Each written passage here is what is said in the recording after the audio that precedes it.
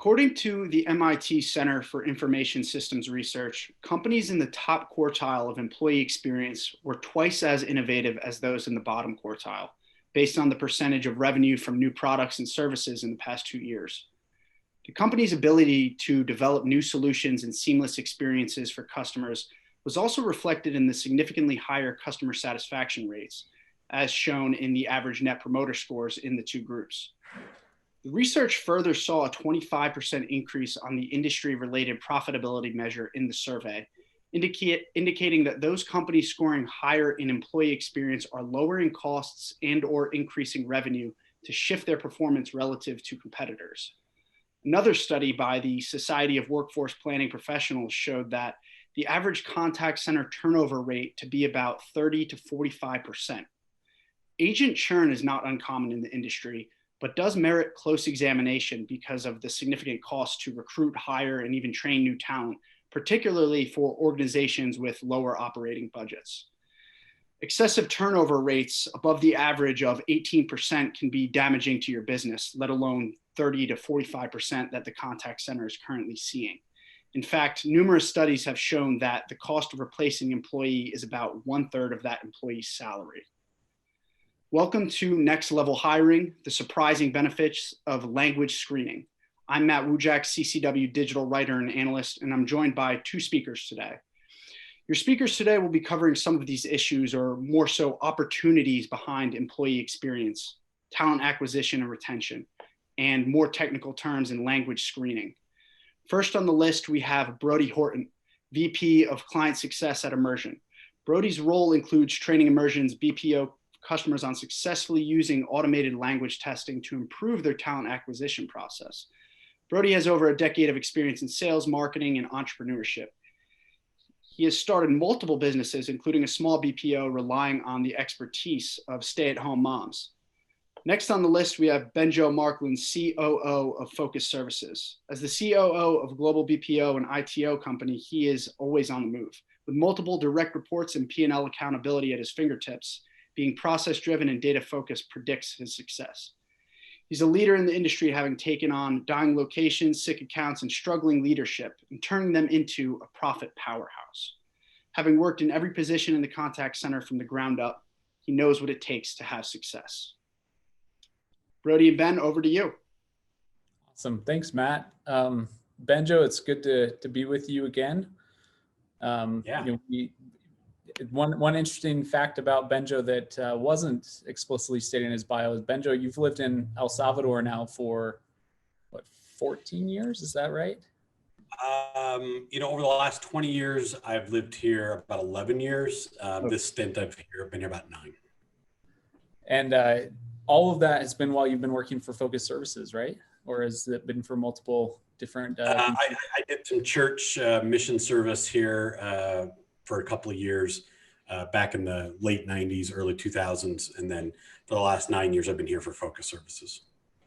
Yeah, it's interesting, as Focus Services, as it mentions here, headquartered in Utah in the United States, but you have contact centers in a few different locations around the globe. Maybe you give us just a little bit of background for those who don't know Focus, kind of your area of expertise in the contact center space and your geographical footprint.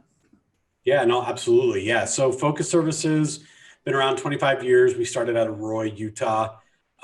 We've focused a lot on telecommunications, internet, phone, and cable TV sales and customer service.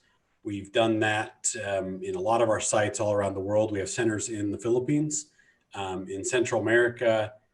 We have some in the UK, as well as all over the United States. So in all, we have about 15 contact centers.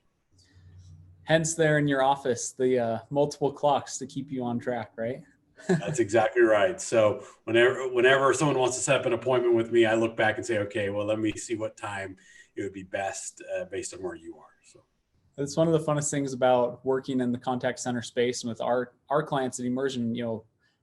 I think this week I was on a call at about 6 a.m. my time to catch Europe at the end of their day. And then later that night, I was on a call at 9 p.m. to catch a new client that we were onboarding in Shanghai. So You probably run similar hours, all hours of the day. And yeah, been there, done that. I've had to get up at 3 a.m. to get on a business review with a client based out of the UK because they wanted to do it early before lunch for them. And I was like, well, that's before I even get breakfast, but okay, we'll do it. So no, I've definitely been there. I imagine many people watching this will be working at different hours, many odd hours of the day as well. Well, we at Immersion have had focus services as a client for some time now, and want to just give a quick background into Immersion as well and kind of where we sit in the industry so that folks have a little bit of context for this conversation. But Immersion, our goal is to help to close the global communication gap. And the kind of our main focus right now for helping with closing that gap is around automated language assessments.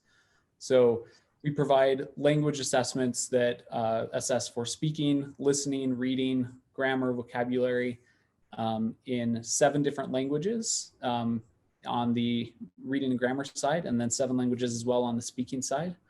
And we just released our 7th language of speaking just last week. It's our Italian speaking assessment. And another recent development is we released the first fully adaptive automated speaking test. So we're pretty excited about our technology, and we'll get into that maybe a little bit as we go through this. But the purpose of today's call is really to talk about how we can use technology to up-level the hiring experience, to help a contact center who's looking to, or other folks in the surrounding industry to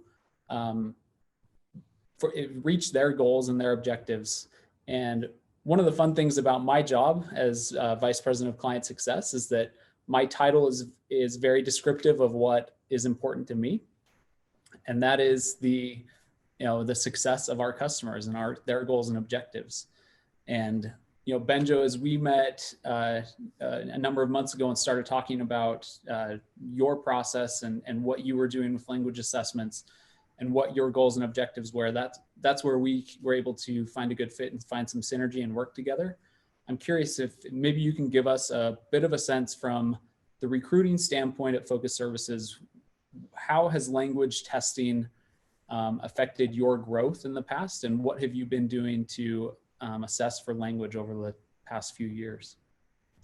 Yeah, no, absolutely.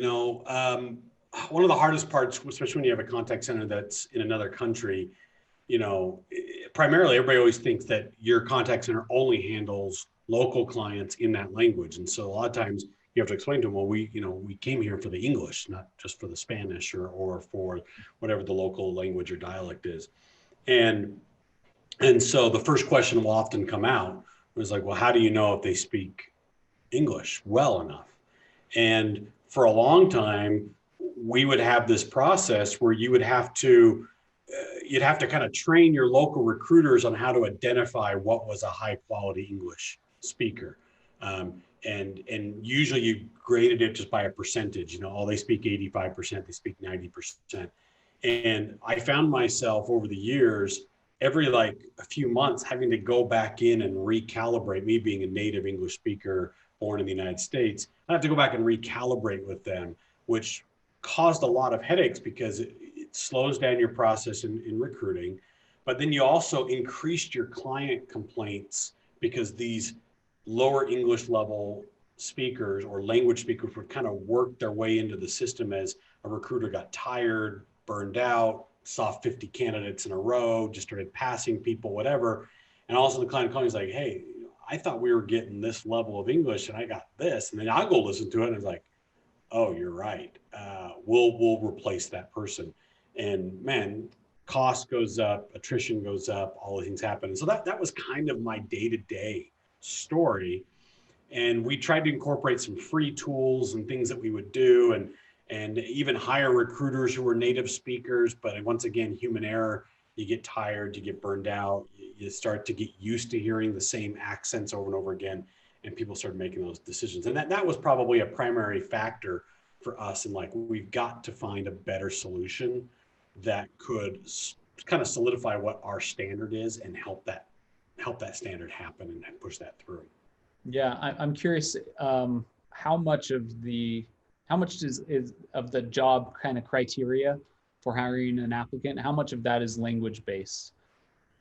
Some positions, obviously, you're hiring maybe native speakers, like you said, to speak Spanish, but in those other positions, what percentage of the job is based on their ability to speak the language? It's the primary factor. I could get someone who comes in and says, I'm perfect at math, perfect at Excel, perfect typing, perfect writing. They can't speak. It's hard to put them on the phones. Now, if it's a chat account and they can type well, yeah, I can probably work around that. But what I have found, even in our Spanish speaking clients, their CRM's in English. So they need to have some level of English that we have to be able to gauge. And I've actually painted myself in a corner before hiring people and saying, well, you know what, I don't need you to speak English, just be able to read it basic. And then the client says, hey, can we flip to English really quick? I was like, oh, none of these agents speak English. Yeah. Dang it. And so I would say it's my primary factor. It's the primary first thing we always look for. To a point where we were actually having people record themselves and then send it in an email with their resume so we could hear them. But then we quickly learned sometimes people will just have their neighbor, hey, just record a message for me and then I can wing the interview, and so we realized, no, there's more to this than that. Yeah. And it was kind of these conversations that we began having when we first engaged with you was, what could we do to help solve some of those problems? I imagine other people this is resonating with them, right? Where they're dealing with similar issues of when you're talking about hiring and growing and trying to scale a contact center, that if you can't scale your language assessment piece of that hiring puzzle, then it can be really difficult.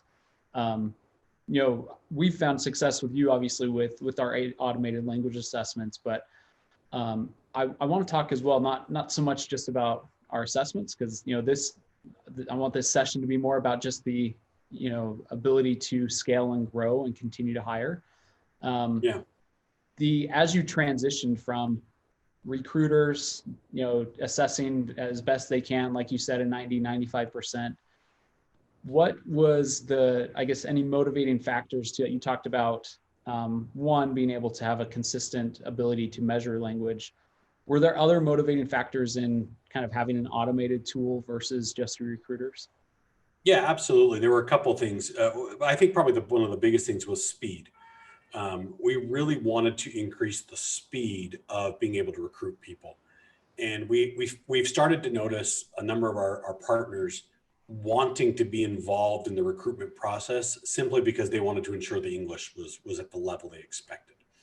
And not just English. We take phone calls in French and other languages as well. And so they'd have French speakers and Italian speakers and Portuguese speakers, but primarily English.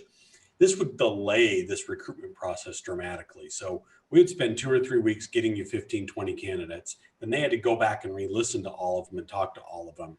And then they would whittle it down. And if we weren't hitting the quota that they wanted to, we kind of had to go back and start all over again.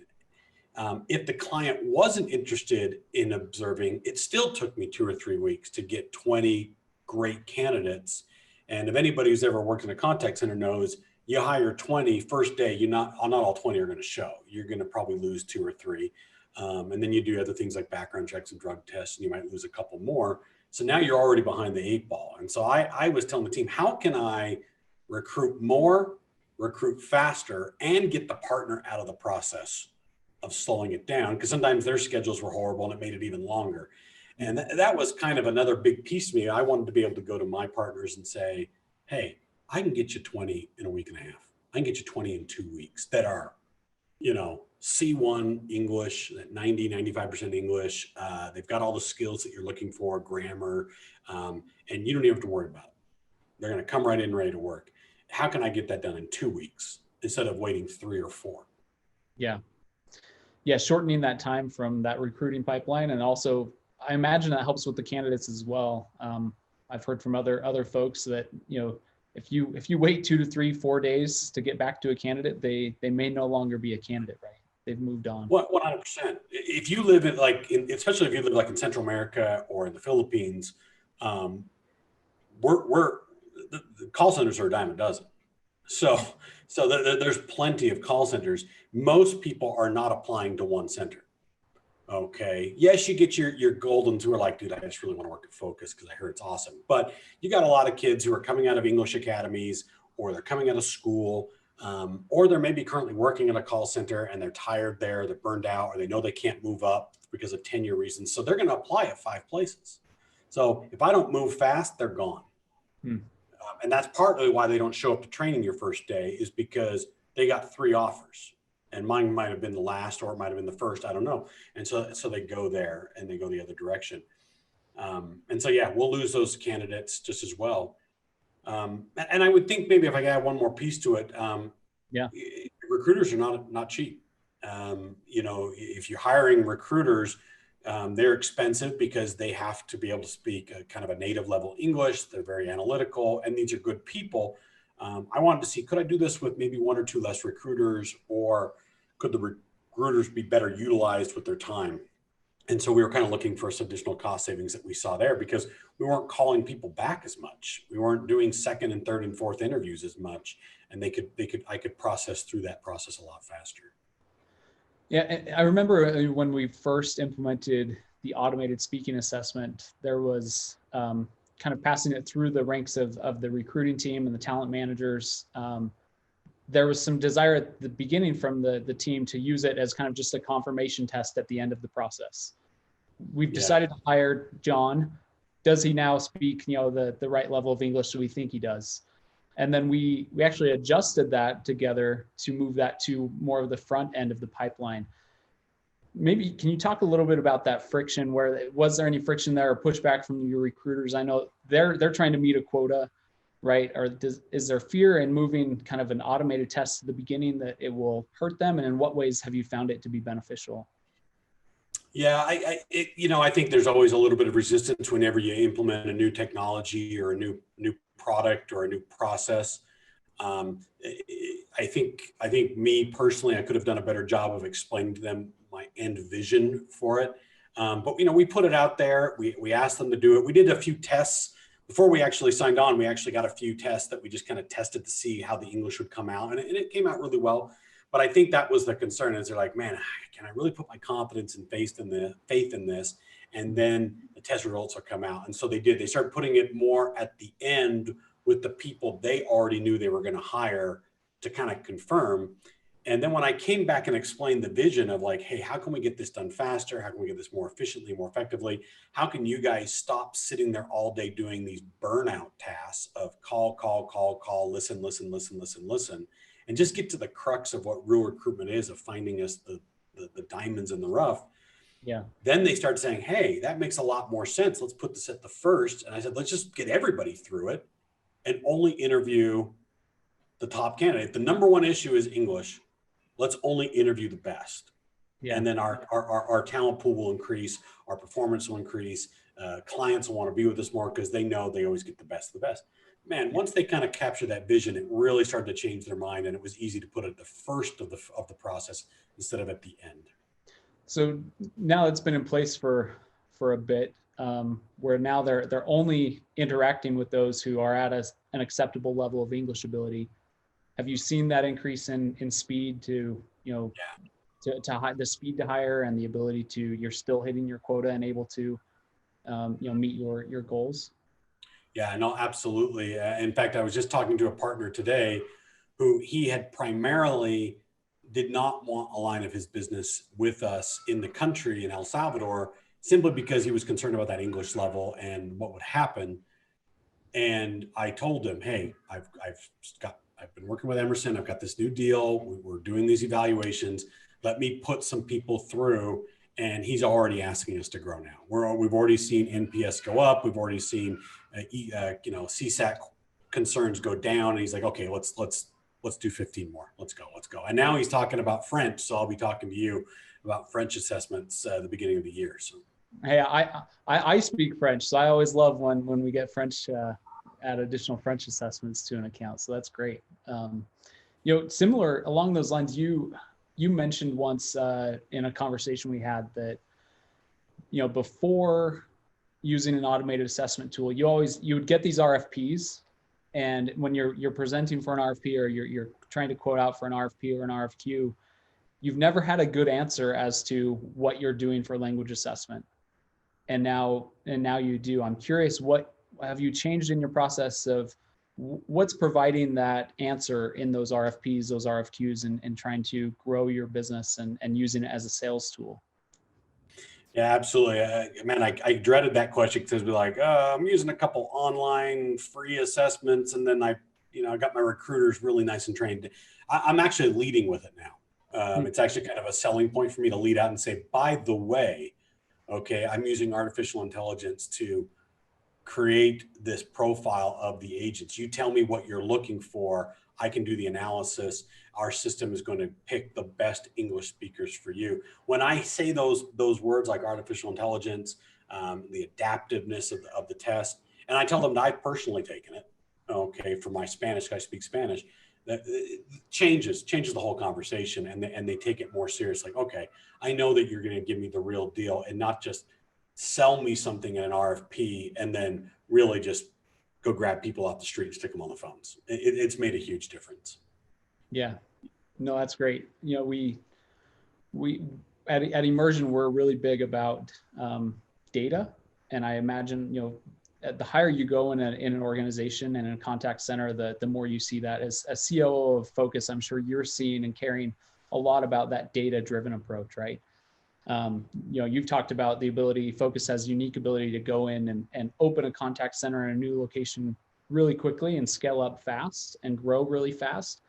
I imagine that becomes very difficult if you're not relying on automated data, objective measures to hire and grow. Yeah, and that's really kind of the next level that we've taken it, is we've started to compare the language data that we're getting. Where do they fall in the different ranges or scales of English? And then how is their tenured performance? How are they performing at 30, 60, 90, 180, et cetera? And I can kind of put those two pieces together, and it helps me to build a better profile. Some of my clients, they're not that picky. They're like, just give me whatever you got. But I can be picky and go in and say, hey guys, this is a sweet spot, English level, that immediately performs. Let's hire for that for this campaign. And I connect those two pieces together. Helps me grow faster, helps me launch better. It also helps me to go to clients who maybe don't think about English and say, hey, if I hire for this, this is what our data has showed the results we'll get. Yeah. I'm curious how you've gone about, you have a lot of experience in hiring for multiple languages and assessing them. You kind of set some, you mentioned a couple of different, 90%, 95% C1. What have you found to be that sweet spot, and how do you set, and do you determine that with the partner, with the client, hand in hand, as far as what that level of English is? You're taking the objective data from us and we just provide a score, but then you have to decide where's that threshold or cut point. How are you doing that? What do you have any secret sauce or recommendations around that? Yeah, I think it's a conversation you have to have up front with your clients and say, what is your expectation of English? Even potentially, don't be afraid to even have a call of someone and say, hey, listen to this call. Is this what you're expecting? And then you can say, that's a C1, okay, or that's a B2. It's kind of interesting. I find, some people say, I want C2 all day long. I want the best, the best, the best. That comes at a premium often, and sometimes brings other challenges with it. These are people who are used to maybe even living in the United States and have a different expectation of pay and work. But that B2, that maybe to C1 really can make a big difference. And I often will lead with that and say, this is what we have found is we're going to look for either a B2 or C1 based on your needs. Here's the difference between the two. Here's the pricing difference between the two, because when you can really narrow it down, you can also set your price and say, this is what we would charge for B2, this is what we would charge for C1, and then they can make the decision from there. Yeah. As part of Immersion's tool, we provide that equivalency to CFR. We also provide equivalency to others, but then there's also, as the True North scale on our speaking test, which is a 100-point scale, which is a bit unique in that where most assessments, you're only able to say, CFR is a great tool, but it only has 6 different levels. Have you thought about dialing that in even further and saying, you know what, we know that this person is not just a B1 or a B2, but they're on the upper end of the B1 or the lower end of the B1? Have you tried to, dial? Do you think that you would dial it in, or would your clients want to know that, or would that just be helpful for internal promotion and other items? I think it's always helpful for both sides. I've spent time with, again, some clients are a little bit more back end. So they're like, look, I trust you to do it. We want to dial that in. We want to marry the two pieces together. And so, yeah, definitely think that's something that we can definitely dial in, that we can connect together. I'll bring it up often, but we bring it up internally and say, let's listen. We do internal calibrations, and I'll say, hey, is this the candidate we need to hire more for and connect more to? Yeah. One other aspect you mentioned there is that there are times where if the client does want to be more involved, they may want to listen to a recorded call.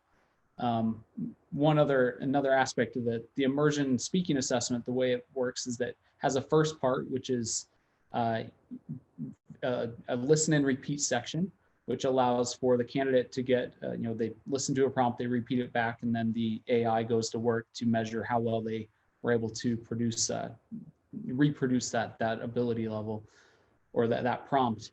And then the second portion is an open response, where they actually are able to record a free form response to a prompt or a phrase. And then you have access to those recordings, so your recruiters can go in and listen.